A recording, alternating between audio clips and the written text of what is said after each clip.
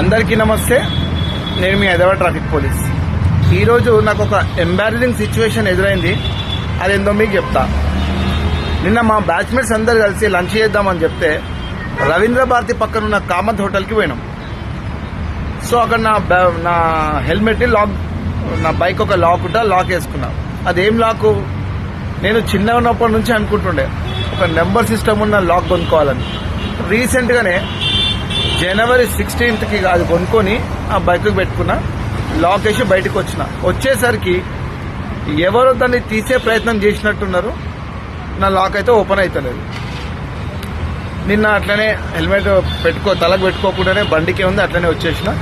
ఈరోజు మార్నింగ్ నేను, నా కొడుకు, నా పాప కేబీఆర్ పార్క్ నుంచి ఇంటికి వస్తున్నాం. అప్పుడు ఒక వ్యక్తి చూసి హాయ్ సార్ పలకరించి, ఏం సార్ నువ్వే హెల్మెట్ పెట్టుకుంటలేవు అన్నాడు. నాకు తల తీసేసినట్టు ఫీలింగ్ వచ్చింది. వెంటనే మెకానిక్ దగ్గర పోయినా. మెకానిక్ అంటాడు, అన్న ఇది కోశాలే కట్ చేయాలని. ఇగో ఇది అట్లనే ఉంది లాక్ ఇంకా దీనికి. నేనన్నా అన్న ఫస్ట్ అయితే బండి నుంచి అలర్ట్ చేసి నేను తర్వాత ట్రై చేసుకుంటాను. కట్ చేద్దామా అంటేనేమో ఇది చాలా ఇష్టంగా కొనుక్కున్నా, 750 రూపీస్ ఇది.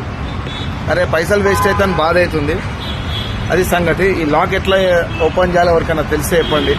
హెల్మెట్ లేకుండా నడపడం నాకు చాలా కష్టం అవుతుంది. థ్యాంక్ యూ, నమస్తే, జై.